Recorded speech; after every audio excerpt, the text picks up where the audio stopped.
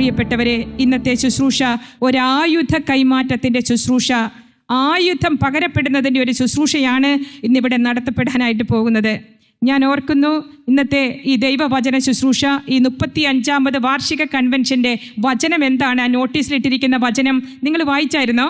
യോഹന്നാൻ്റെ സുവിശേഷം 6-ാം അധ്യായം 37-ാം തിരുവാക്യം. ഞാൻ ഇന്നത്തെ ദിവസം ഈ ഒരു ശുശ്രൂഷയ്ക്കുള്ള വചനമായി എടുത്തിരിക്കുന്നത് ഈ വചനമാണ്. യോഹന്നാൻ്റെ സുവിശേഷം 6-ാം അധ്യായം 37-ാം വചനം. എൻ്റെ അടുക്കൽ വരുന്നവനെ ഞാൻ ഒരിക്കലും തള്ളിക്കളയുകയില്ല. ഇവിടെ ആയിരങ്ങൾ കടന്നു വന്നിരിക്കുന്നത് എനിക്ക് തോന്നുന്നു എൻ്റെ അടുക്കൽ വരുന്നവനെ ഒരു നാളും തള്ളിക്കളയുകയില്ല എന്ന വലിയ ബോധ്യത്തോടു കൂടെയാണ്. ഞാനിന്ന് പ്രഭാതത്തിൽ ഇവിടെ ഈ ഹാളിൽ ഇരുന്നാണ് പരിശുദ്ധ കുർബാനയിൽ സംബന്ധിച്ചത്. ഞാൻ കഴിഞ്ഞ പ്രാവശ്യം വന്നപ്പോൾ ഈശോയുടെ ക്രൂശിത രൂപത്തെ നോക്കി ഒത്തിരി പ്രാർത്ഥിച്ചു. ഇപ്രാവശ്യം 1 വർഷത്തിന് ശേഷം വീണ്ടും ഇവിടെ വന്ന് ഈശോയുടെ ക്രൂശിത രൂപത്തിൽ നോക്കിയപ്പോൾ ആ മിഴികൾ ചലിക്കുന്നത് പോലെ, ആ മിഴികൾ എന്തോ കൂടുതൽ വിടർന്നിരിക്കുന്നത് പോലെ എനിക്ക് തോന്നി. ഞാൻ കുറച്ച് സമയം ഇവിടെ ഇരുന്ന് പേഴ്സണൽ പ്രെയർ നടത്തി. ഞാൻ ഈശോയോട് ചോദിച്ചു, കർത്താവേ, അങ്ങയുടെ കണ്ണുകൾക്ക് വലിയ മാറ്റം ഈ 1 വർഷം കൊണ്ട് വന്നിരിക്കുന്നു, എനിക്കത് തിരിച്ചറിയാനായിട്ട് സാധിക്കുന്നു. ഈശോ എൻ്റെ ഉള്ളിൽ പറഞ്ഞത് ഇപ്രകാരമാണ്: 2025-ാം ആണ്ടിലെ വാർഷിക കൺവെൻഷന് കഴിഞ്ഞ വർഷം വരാത്ത ആരൊക്കെയോ വരാനിരിക്കുന്നുണ്ട്. കഴിഞ്ഞ വർഷം വരുന്നവരും വരുന്നുണ്ട്. ആരെയൊക്കെ തേടി നോക്കി ഇരുന്ന് എൻ്റെ കണ്ണ് ചലിച്ച് കുറച്ചുകൂടെ വലുതായി സൂക്ഷ്മതയോടുകൂടെ ഈ കാണുന്ന നിങ്ങളെ തേടി, നിങ്ങളെ കാത്തിരുന്ന് കർത്താവിൻ്റെ കണ്ണുകൾ കൂടുതൽ വലുതായി. Hallelujah, hallelujah. യേശുവേ നന്ദി. കണ്ണിലേക്കൊന്ന് നോക്കിക്കേ, ഈശോയുടെ കണ്ണിലേക്കൊന്ന് നോക്കിക്കേ. സങ്കീർത്തനങ്ങളുടെ പുസ്തകം 34-ാം അധ്യായം 5-ാം വചനം പഠിപ്പിക്കുന്നു, അവിടുത്തെ നോക്കിയവർ പ്രകാശിതരായി അവർ ഒരിക്കലും ലജ്ജിതരാവുകയില്ല. ഒന്ന് പറയാവോ? അവിടുത്തെ നോക്കിയവർ പ്രകാശിതരായി അവർ ഒരിക്കലും ലജ്ജിതരാവുകയില്ല. പ്രിയപ്പെട്ടവരെ, കർത്താവ് നമ്മുടെ മധ്യത്തിൽ വന്നിട്ടുണ്ട്. കർത്താവ് വന്നേക്കുന്നത് ഇവിടെ ഇരുന്ന് എൻ്റെ പ്രസംഗം കേൾക്കാനോ അല്ലെങ്കിൽ പാട്ട് കേൾക്കാനോ അല്ലെങ്കിൽ നിങ്ങളുടെ കയ്യടി കേൾക്കാനോ ഒന്നുമല്ല ഈശോ വന്നിരിക്കുന്നത്. 1000 സ്വർണ്ണ വീണകളാൽ തമ്പുരുമീട്ടുന്ന കർത്താവിന് എൻ്റെ ഈ പ്രസംഗം കേട്ടിട്ട് എന്തിനാ? പ്രിയപ്പെട്ടവരെ, കർത്താവ് ഒരു സ്ഥലത്ത് വന്നാൽ അവിടെ ബന്ധനങ്ങൾക്ക് മോചനമുണ്ട്. കർത്താവ് ഒരിടത്ത് വന്നാൽ അവിടെ പാപശാപ എല്ലാ മേഖലകളെയും കർത്താവ് മോചിപ്പിക്കും. അന്ധകാരത്തിൽ ഇരിക്കുന്നവരെ അവിടുന്ന് വിമോചിപ്പിക്കും. കർത്താവ് നമ്മുടെ മധ്യത്തിൽ വന്നിട്ടുണ്ട്. ഹല്ലേലൂയ. നസ്രായൻ നമ്മുടെ മധ്യത്തിലുണ്ട്. നമുക്കറിയാം, പിച്ചളയ്ക്ക് സദൃശമായ പാദങ്ങളുള്ളവൻ, ഉലയിൽ ചുട്ടുപൊള്ളുന്ന അഗ്നി പോലെ അവൻ്റെ പാദങ്ങൾ ഇന്ന് ഇവിടെ നമ്മുടെ ഇടയിലൂടെ ഉലാത്തുകയാണ്. ഹല്ലേലൂയ. യേശുവേ നന്ദി, യേശുവേ സ്തുതി. യേശയ്യാ പ്രവാചകന്റെ പുസ്തകം 54-ാം അധ്യായം 17-ാം വചനം പഠിപ്പിക്കുന്നു. 2 കര ഉയർത്തിക്കൊണ്ടെന്ന് പറഞ്ഞ്, കർത്താവ് അരുളി ചെയ്യുന്നു, നിന്നെ ഉപദ്രവിക്കാൻ ഉണ്ടാക്കിയ ഒരായുധവും ഫലപ്രദമാവുകയില്ല. ഇതാ, എൻ്റെ അടുക്കൽ വരുന്നവനെ ഞാൻ ഒരു നാളും തള്ളിക്കളയുകയില്ല. 1 യോഹന്നാൻ എഴുതിയ ലേഖനം 4-ാം അധ്യായം 20-ാം വചനം പഠിപ്പിക്കുന്നു. 1 യോഹന്നാൻ 4:20. ഞാൻ ദൈവത്തെ സ്നേഹിക്കുന്നുവെന്ന് ആരെങ്കിലും പറയുകയും സ്വന്തം സഹോദരനെ ദ്വേഷിക്കുകയും ചെയ്താൽ അവൻ കള്ളം പറയുന്നു. കാരണം കാണപ്പെട്ട സഹോദരനെ സ്നേഹിക്കാത്തവന് കാണപ്പെടാത്ത ദൈവത്തെ സ്നേഹിക്കുക സാധ്യമല്ല. കാണപ്പെടുന്ന സഹോദരനെ സ്നേഹിക്കാത്തവന് കാണപ്പെടാത്ത ദൈവത്തെ സ്നേഹിക്കാൻ സാധിക്കുകയില്ല. പ്രിയപ്പെട്ടവരെ, എൻ്റെ അടുക്കൽ വരുന്നവനെ ഞാൻ ഒരു നാളും തള്ളിക്കളയുകയില്ല എന്നുള്ളതാണ് നമ്മുടെ ഇന്നത്തെ ശുശ്രൂഷയുടെ ദൈവവചനം എന്ന് പറയുന്നത്. എൻ്റെ അടുക്കൽ വരിക, ഞാൻ നിന്നെ ഒരിക്കലും തള്ളിക്കളയില്ല. കർത്താവിൻ്റെ അടുക്കിലേക്ക് വന്നെങ്കിൽ നമ്മൾ ചെയ്യേണ്ടതായ ചില കാര്യങ്ങളുണ്ട്. പിതാവും പുത്രനും പരിശുദ്ധാത്മാവുമായ ദൈവം നമ്മുടെ ശ്വാസത്തേക്കാൾ അടുത്ത് നിൽക്കുന്ന സാന്നിധ്യമാണ്. പക്ഷേ നമുക്കിന്നും അനേക കൺവെൻഷനുകൾ, 35 കൺവെൻഷനുകൾ കൂടിയവർ പോലും ഈ കൂട്ടത്തിൽ കാണാം.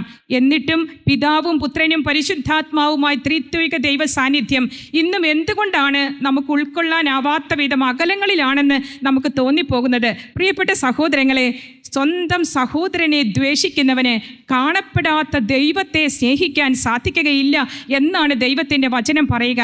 നമ്മളെല്ലാവരും തന്നെ മുറിവേറ്റവരാണല്ലേ? ഞാൻ ഇന്ന് പ്രാർത്ഥിച്ചുകൊണ്ടിരിക്കുമ്പോൾ കലങ്ങിയ കണ്ണുകൾ എനിക്ക് കാണാൻ സാധിച്ചു, വിങ്ങി വിതുമ്പുന്ന ഹൃദയങ്ങൾ എനിക്ക് കാണാൻ സാധിച്ചു. ചുട്ടുവേവുന്നത് പോലെ, ഹൃദയത്തിൽ നിന്ന് ഇങ്ങനെ ആവി പൊങ്ങുന്നത് പോലെ ഒരുപാട് മൗന നൊമ്പരങ്ങൾ, ജീവിത പങ്കാളിയിൽ നിന്നും അമ്മായിയമ്മയിൽ നിന്നും അമ്മായിയപ്പനിൽ നിന്നൊക്കെ ഒരുപാട് വേദന അനുഭവിക്കുന്ന മുഖങ്ങളെ സിസ്റ്റർക്ക് കാണാനായിട്ട് സാധിച്ചു. പ്രിയപ്പെട്ടവരെ, നമ്മുടെ അവസ്ഥകൾ എന്ത് തന്നെയാണെങ്കിലും നമ്മുടെ സഹോദരങ്ങളെ സ്നേഹിക്കാത്തിടത്തോളം കാലം സഹോദരങ്ങളെ ചേർത്ത് നിർത്തുവാൻ നമുക്ക് ദൈവം പല അവസരങ്ങൾ തന്നിട്ടുണ്ട്. ആ ഒരു അവസരമാണ് ഇന്നത്തെ ദിവസം എന്ന് പറയുന്നത്. ബൈബിളിലാകെ എത്ര വചനങ്ങളാണുള്ളത്? ബൈബിളിലാകെ എത്ര വചനമുണ്ട്? കഴിഞ്ഞ കൺവെൻഷനും പറഞ്ഞതാണ്, ബൈബിളിലാകെ എത്ര വചനമുണ്ട്? 35,526. ഞാൻ യൂട്യൂബിൽ കേട്ടതാണ്, ഞാൻ കണ്ടുപിടിച്ചതല്ല. 35,526. എൻ്റെ സഹോദരന്മാരെ, ഞാനിവിടെ ഇരിക്കുമ്പോൾ 18 വയസ്സ് മുതൽ അങ്ങ് 70 വയസ്സ്, 78 വയസ്സ്, 82 വയസ്സുള്ളവർ വരെ കൂട്ടത്തിൽ ഇരിപ്പുണ്ട്. ബൈബിളിലാകെ 35,526 വചനമുണ്ട്. നിങ്ങൾക്ക് എത്ര വചനം അറിയാം? യെസ്, നിങ്ങൾക്ക് എത്ര വചനം അറിയാം? 35,526 വചനം ചുമക്കാൻ തുടങ്ങിയിട്ട് കണ്ണിന് കാഴ്ചയും ആയുരാരോഗ്യവും നാഡീ ഞരമ്പുകളിൽ ശേഷിയും രക്തധമനികളിലും ജീവകോശങ്ങളിലും ഊർജ്ജവുമായി നമ്മൾ നടക്കാൻ തുടങ്ങിയിട്ട് ഒരുപാട് നാളുകളായി. നമുക്ക് ഭാഷ അറിയാം, നമുക്കതിൻ്റെ എല്ലാ കാര്യങ്ങളും, വചനത്തിൻ്റെ പവറിനെ കുറിച്ചൊക്കെ നമുക്കറിയാം. പ്രിയപ്പെട്ട സഹോദരങ്ങളെ, നമുക്ക് ദൈവവചനം 35,526 വചനത്തിനും ജീവനുണ്ട്. എല്ലാ ദൈവവചനവും ആത്മാവും ജീവനും നിറഞ്ഞതാണ്. യോഹന്നാന്റെ സുവിശേഷം 6-ാം അധ്യായം 63-ാം വചനം പഠിപ്പിക്കുന്നു, കർത്താവിൻ്റെ വചനം, ഞാൻ നിങ്ങളോട് പറഞ്ഞ വചനം എന്തൊക്കെയാണെന്നാ പഠിപ്പിക്കുന്നത്? ആത്മാവും ജീവനുമാണ്. ആത്മാവും ജീവനുമാണ്. ഒന്ന് ഏറ്റു പറഞ്ഞേ, ഞാൻ നിങ്ങളോട് പറഞ്ഞ വചനം ആത്മാവും ജീവനുമാണ്. ആത്മാവും ജീവനുമാണ്. എല്ലാ വചനത്തിന്റെ ഉള്ളിലും 2 മിസൈലുകളുണ്ട്. എല്ലാ വചനത്തിന്റെ ഉള്ളിൽ എന്തുണ്ട്? 2 മിസൈലുകൾ. ഏതൊക്കെയാണ്? ആത്മാവ്, ജീവൻ. എല്ലാ വചനത്തിന്റെ ഉള്ളിലും എന്തുണ്ട്? 2 മിസൈലുകൾ. എന്തൊക്കെയാണത്? ആത്മാവ്, ജീവൻ.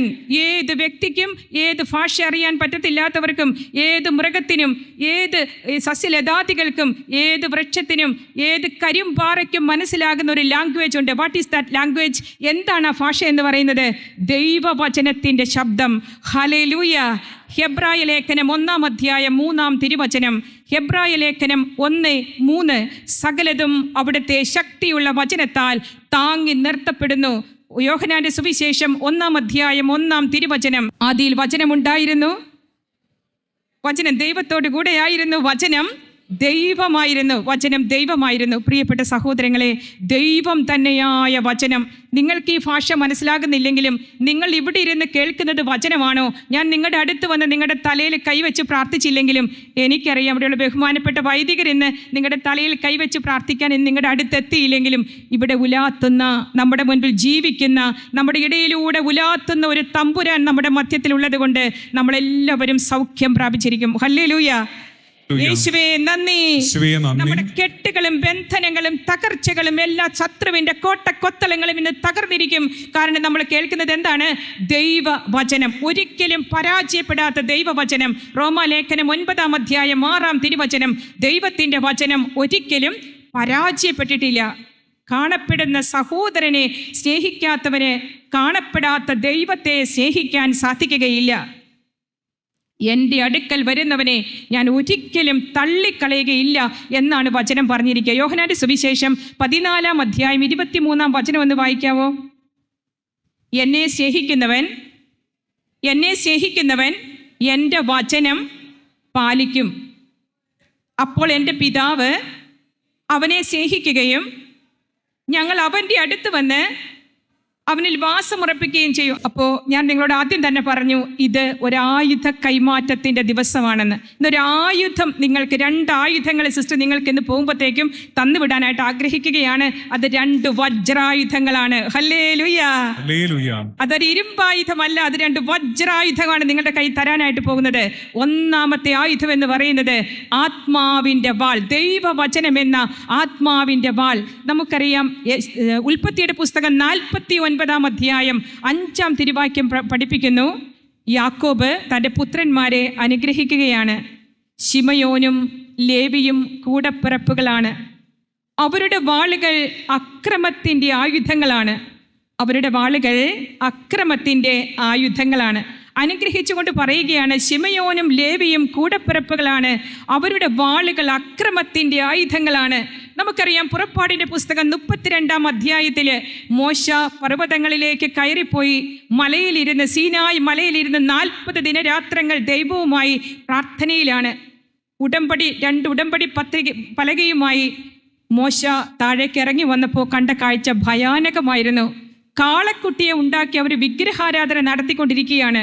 ഇത് കണ്ട് കലി കയറിയ മോശ വിളിച്ചു പറയുകയാണ്, ദൈവത്തിൻ്റെ പക്ഷത്തുള്ളവർ, യഹോവയുടെ പക്ഷത്തുള്ളവർ ഇങ്ങോട്ട് മാറി നിൽക്കട്ടെ, യഹോവയുടെ പക്ഷത്തുള്ളവർ ഇങ്ങോട്ടേക്ക് മാറി നിൽക്കട്ടെ എന്ന് പറഞ്ഞു. വിഗ്രഹാരാധകനിൽ അവർ ഡാൻസൊക്കെ കളിച്ച് അവരിങ്ങനെ വിഗ്രഹത്തെ ആരാധിച്ചു കൊണ്ടിരുന്നപ്പോൾ ലേവി ഗോത്രക്കാർ മോശയുടെ പക്ഷത്തേക്ക് മാറി നിന്നു. മോശ അവരോട് പറഞ്ഞു, നിങ്ങളുടെ കണ്ണിൽ അലിവ് തോന്നരുത്. നിങ്ങൾ വാളുപയോഗിച്ച് നിങ്ങൾ കണ്ണിൽ കണ്ടവരെയെല്ലാം സംഹരിക്കണം. 3000-ഓളം ആളുകളെ അന്ന് സംഹരിച്ചുവെന്ന് ദൈവത്തിൻ്റെ വചനത്തിൽ 32-ാം അധ്യായം പുറപ്പാടിൻ്റെ പുസ്തകത്തിൽ എഴുതി വെക്കുന്നു.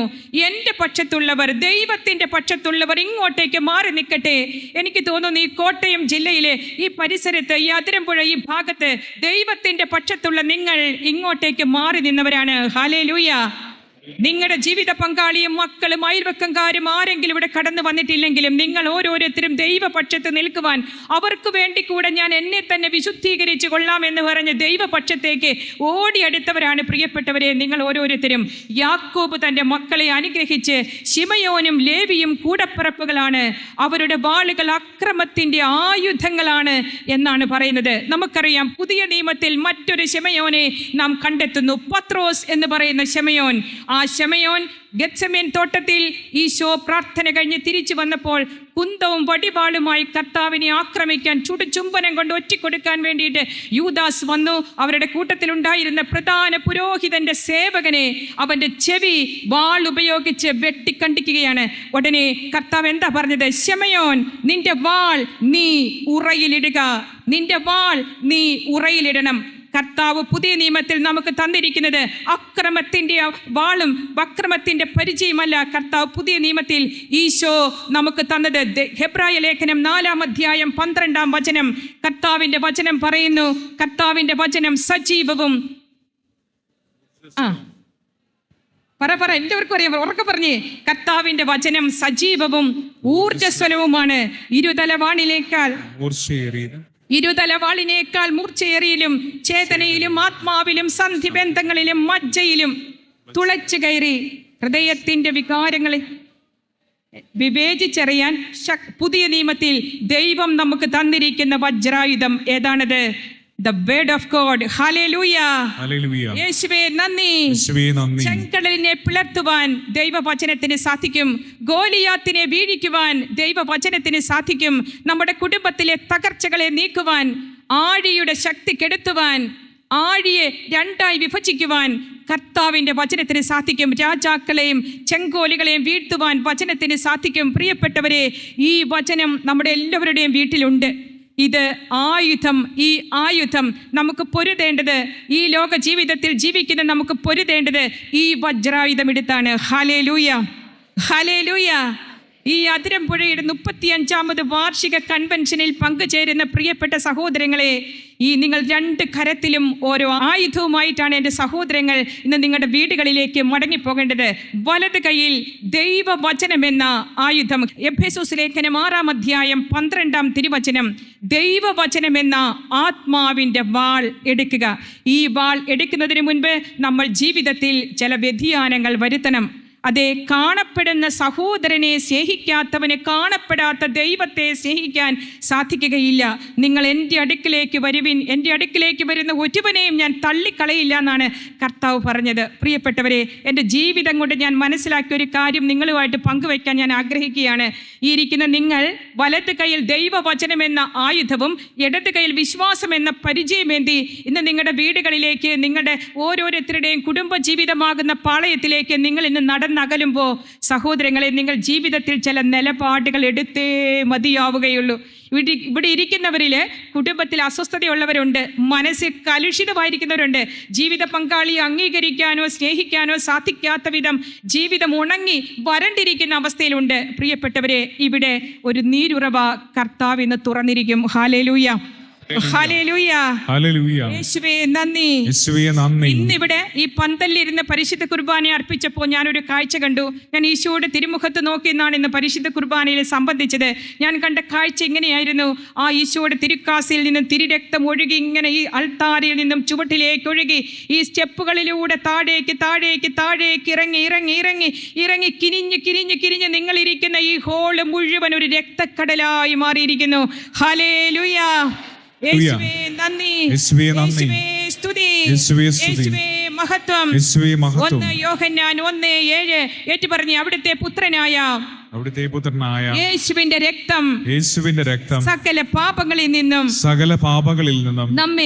നമ്മെ ശുദ്ധീകരിക്കുന്നു. നമുക്ക് ചെയ്യാനുള്ളത് 3 കാര്യങ്ങളാണ്. ഒന്നാമത് ചെയ്യാനുള്ള കാര്യം, കാണപ്പെടുന്ന സഹോദരനെ സ്നേഹിക്കാത്തവന് കാണപ്പെടാത്ത ദൈവത്തെ സ്നേഹിക്കുക സാധ്യമല്ല. പ്രിയപ്പെട്ട സഹോദരങ്ങളെ, നിങ്ങൾ ചില സാഹചര്യത്തിൽ നിങ്ങൾ കുർബാനയ്ക്ക് വരണ്ടെന്ന് കർത്താവ് പറയുക. ഏത് സാഹചര്യത്തിലാണ് കർത്താവ് അങ്ങനെ പറഞ്ഞത്? നിങ്ങൾ പരിശുദ്ധ കുർബാനയ്ക്ക് നിൽക്കണമെന്നില്ല, നിങ്ങൾ പൊക്കോളം പറയുക. ഏത് സാഹചര്യത്തിലാണ്?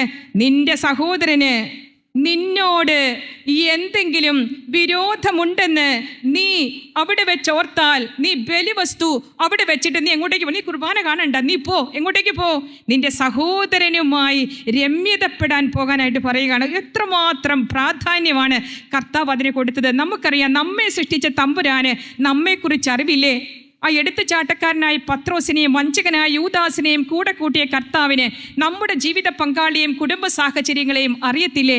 പ്രിയപ്പെട്ടവരെ, ഗിദെയോൻ മിദിയാൻ സൈന്യത്തെ ഭയന്ന് മുന്തിരിച്ചക്കില് ഗോതമ്പ് മെതിച്ചുകൊണ്ടിരുന്ന ആളായിരുന്നു ഗിദെയോൻ. ഗിദെയോന് കർത്താവ് പ്രത്യക്ഷപ്പെട്ടിട്ട് ഗിദെയോനോട് പറഞ്ഞു, നമുക്കറിയാം ന്യായാധിപന്മാരുടെ പുസ്തകം 6-ാം അധ്യായം 20 മുതലുള്ള തിരുവചനങ്ങൾ. ഗിദെയോനോട് കർത്താവ് പറയുകയാണ്, ഗിദെയോൻ, എനിക്ക് ഏറ്റവും പ്രിയപ്പെട്ടവനായ മനുഷ്യ, വീര പരാക്രമിയെ, ഇതാ കർത്താവ് നിന്നോടുകൂടെ. ഏറ്റവും ധീരനായ മനുഷ്യ, കർത്താവ് നിന്നോടുകൂടെ. ഹല്ലേലൂയ, യേശുവേ നന്ദി. ചരണ്ട് ഇതാ മിദിയാൻകാര്, ഇസ്രായേൽ ജനം അവിടെ ചെന്ന് വിത്ത് വിതയ്ക്കും. മിദിയാൻകാർ അതെല്ലാം ചവിട്ടിക്കളയും. ഇസ്രായേൽ ജനം അവിടെ തങ്ങളുടെ ആടുമാളുകളെ പോറ്റാനായിട്ട് അവിടെ കൊണ്ടുപോയി പുൽമേടുകളിൽ വിടും. മിദിയാൻകാർ അതെല്ലാം പിടിച്ചുകൊണ്ടുപോകും. ഇവരിങ്ങനെ പാറയിടുക്കുകളിലൊക്കെ ഒളിച്ച് താമസിക്കുകയാണ്. ഇസ്രായേൽ ജനം പേടിച്ച് വിറച്ചോർച്ച് ഒളിച്ച് താമസിക്കുമ്പോൾ ഇതാ ദൈവമായ കർത്താവ് പ്രത്യക്ഷപ്പെട്ട് ഗിദെയോനോട് പറഞ്ഞു, ഗിദെയോൻ, ഇതാ വീരനായ പുരുഷ, കർത്താവ് നിന്നോടുകൂടെ. എന്താണ് ഗിദെയോൻ മറുപടി പറഞ്ഞത്? അപ്പാ, ഞാൻ ഏറ്റവും നിസ്സാരനായി ബെഞ്ചമിൻ ഗോത്രത്തിൽപ്പെട്ട ആളാണ്. ഞാൻ വീരശൂര പരാക്രമി ഒന്നുമല്ല. ഞാൻ വളരെ ഒരു പേടിച്ച് ജീവിക്കുന്ന ഒരാളാണ്. പക്ഷേ ദൈവമായ കർത്താവ് പറയും, മിദിയാൻകാരുടെ കയ്യിൽ നിന്ന് ഇസ്രായേൽ ജനത്തെ മോചിപ്പിക്കുവാൻ ദൈവമായ കർത്താവ് തെരഞ്ഞെടുത്തിരിക്കുന്നത് നിന്നെയാണ്. ഹല്ലേലൂയ. പ്രിയപ്പെട്ട സഹോദരി, നിന്റെ കുടുംബ ജീവിതത്തിൽ ഇന്ന് സ്വസ്ഥതയില്ലെങ്കിൽ നീ ഓർക്കണമേ, നീ ഇന്ന് പേടിച്ചു വിറച്ച് മാളങ്ങളിൽ ഒളിച്ചിരിക്കുന്ന അവസ്ഥയിൽ, ഞാൻ ഈ വീട്ടിൽ ഒരു പേര് മാത്രമേ ഉള്ളൂ, എനിക്ക് എന്നെ പരിഗണിക്കാനോ സ്നേഹിക്കാനോ ആരുമില്ല, ഒരു വേലക്കാരിയെ പോലെ ഞാൻ ഇവിടെ കിടന്ന് അധ്വാനിക്കുന്നുവെന്ന് ഇവിടെ ഇരിക്കുന്ന ഏതെങ്കിലും സഹോദരിമാരോ സഹോദരന്മാരോ ഉള്ളിൽ വിചാരിക്കുന്നുണ്ടെങ്കിൽ, പ്രിയപ്പെട്ടവരെ, ആ കുടുംബത്തെ നേടിയെടുക്കുവാനുള്ള വിളി നിന്റെ ഉള്ളിലുണ്ട്. Hallelujah, hallelujah. അദ്ദേഹത്തോട് ദൈവമായ കർത്താവ് പറഞ്ഞു, നിനക്ക് ഞാൻ 2 അടയാളങ്ങൾ തരാം. നിങ്ങളെ ഭാഗം ഒന്ന് വായിച്ചു നോക്കണം, സമയക്കുറവുകൊണ്ട് ഞാൻ പറയുന്നില്ല. പ്രിയപ്പെട്ടവരെ, 6-ാം അധ്യായം 25 മുതലുള്ള വചനങ്ങളിൽ പറയുകയാണ്, നീ അതിനൊരു കാര്യം ചെയ്യുക. നീ ഒന്നാമതായി ചെയ്യേണ്ട കാര്യം, നീ നിന്റെ അപ്പൻ്റെ തൊഴുത്തിലേക്ക് ചെല്ലുക. നിന്റെ അപ്പൻ്റെ വീട്ടിലെ തൊഴുത്തിലേക്ക് ചെല്ലുക. അവിടെ ചെന്ന് ഏഴാമത്തെ കെട്ടിയിരിക്കുന്ന 2 വയസ്സുള്ള കാളക്കുട്ടിയെ അഴിച്ചു കൊണ്ടുവന്ന് നീ എനിക്ക് വേണ്ടി ബലിയർപ്പിക്കുക. ദഹന ബലിയായി ആ കാളക്കുട്ടിയെ അർപ്പിക്കുക. ഹല്ലേലൂയ. പ്രിയപ്പെട്ടവരെ, ദൈവത്തിനറിയാവോ ഗിദെയോന്റെ അപ്പനൊരു തൊഴുത്തുണ്ടെന്ന്? ദൈവത്തിനറിയാവോ? 7-ാമത്തെ കയറിൽ ഒരു കാളക്കുട്ടിയെ കെട്ടിയിട്ടുണ്ടെന്ന് കർത്താവിനറിയാവോ? ആ കാളക്കുട്ടിക്ക് 2 വയസ്സാണെന്ന് കർത്താവിനറിയാവോ? കർത്താവിനറിയാത്തതായിട്ട് എന്തെങ്കിലും ഉണ്ടോ? കർത്താവിൻ്റെ കണ്ണിൻ്റെ വെട്ടം എന്തുമാത്രമാണ്? കർത്താവിൻ്റെ കണ്ണിൻ്റെ വെട്ടം പ്രഭാഷകന്റെ പുസ്തകം 23-ാം അധ്യായം 19-ാം തിരുവചനം. കർത്താവിൻ്റെ കണ്ണുകൾ സൂര്യനേക്കാൾ 10,000 മടങ്ങ് തേജോമയമാണ്. നേറ്റ് പറഞ്ഞേ, കർത്താവിൻ്റെ കണ്ണുകൾ കർത്താവിന്റെ കണ്ണുകൾ സൂര്യനേക്കാൾ 10,000 മടങ്ങ് 10,000 മടങ്ങ് തേജസ്സുള്ളതാണ്. പ്രിയപ്പെട്ട സഹോദര, എൻ്റെ മകന് 35 വയസ്സായിട്ടും വിവാഹം നടന്നിട്ടില്ല. കർത്താവ് ഇത് കാണുന്നില്ലേ? 40 വയസ്സായിട്ടും എൻ്റെ മകൾ വീട്ടിൽ തന്നെ നിൽക്കുകയാണ്. 25-ാമത്തെ വയസ്സിൽ വിവാഹാലോചന തുടങ്ങി, ഇന്നും നടന്നിട്ടില്ല. പ്രിയപ്പെട്ടവരെ, കർത്താവിന് ചിന്ത ഗിദെയോന്റെ അപ്പന്റെ വീട്ടിലെ തൊഴുത്തും അപ്പന്റെ വീട്ടിലെ 7-ാമത്തെ കയറിൽ കെട്ടിയിരിക്കുന്ന 2 വയസ്സുള്ള കാളക്കുട്ടിയെ കുറിച്ചുമല്ല. കർത്താവ് നിന്റെ കാര്യത്തിൽ വ്യാപൃതനാണ്. ഹല്ലേലൂയ, യേശുവേ നന്ദി, യേശുവേ സ്തുതി. ഹബക്കൂക്ക് പ്രവാചകന്റെ പുസ്തകം 2-ാം അധ്യായം 2 മുതലുള്ള തിരുവചനങ്ങൾ പറയുന്നു: ദർശനം രേഖപ്പെടുത്തുക, ഓടുന്നവന് പോലും മനസ്സിലാകത്തക്ക വിധം ഒരു പലകയില് നിങ്ങൾ എഴുതുക. ഓടുന്നവന് പോലും മനസ്സിലാകത്തക്ക വിധം നിങ്ങൾ ഒരു പലകയിൽ എഴുതുക. ഇതാ ദർശനം പൂർത്തിയാകാനുള്ള സമയമായിരിക്കുന്നു. അത് തീർച്ചയായും വരും. അത് വൈകുന്നെങ്കിൽ അതിനായി കാത്തിരിക്കുക. ഹൃദയപരമാർത്ഥത ഇല്ലാത്തവൻ പരാജയപ്പെടും. പ്രിയപ്പെട്ടവരെ, ദർശനം ആത്മാവിൽ നമ്മൾ എന്ത് കാണുന്നുവോ അതാണ് ദർശനം. നമുക്കറിയാം, ഈ 2025-ാം ആണ്ടിലെ നമ്മുടെ ദർശനം ആത്മാവിൽ നമ്മളുടെ കാഴ്ച, നമ്മുടെ വിശ്വാസത്തിന്റെ കണ്ണുകൾ തുറക്കേണ്ടത്, ആത്മാവിൽ തുറക്കേണ്ടത് ദൈവത്തിന് എൻ്റെ അടുക്കൽ വരുന്നവനെ ഞാൻ ഒരു നാളും തള്ളിക്കളയുകയില്ല എന്ന വചനത്തിലേക്കായിരിക്കട്ടെ. ഹല്ലേലൂയ, യേശുവേ നന്ദി. നിങ്ങൾ ഇരിക്കുക. ഇങ്ങനെ ഒരു ടൈലിട്ട, മഞ്ഞ ടൈലിട്ട ഒരു ടൈലിന്റെ പുറത്താണെന്നോ നിങ്ങൾ കാല് ചവിട്ടിയിരിക്കുന്നത് ഒരു കറുത്ത കാർപ്പറ്റിലാണെന്നോ ഒന്നും ഞാൻ ചിന്തിക്കുന്നില്ല. നിങ്ങളെല്ലാവരും ഇരിക്കുന്നത് ഒരു രക്തക്കടലിലാണ്. ഹല്ലേലൂയ, യേശുവേ നന്ദി, യേശുവേ സ്തുതി. ആ തിരുനിണം, ആ ചുടുരക്തം ഈ ശുശ്രൂഷ കഴിയുമ്പോഴേക്കും നിങ്ങളിൽ പ്രവർത്തന നിരതമാകും.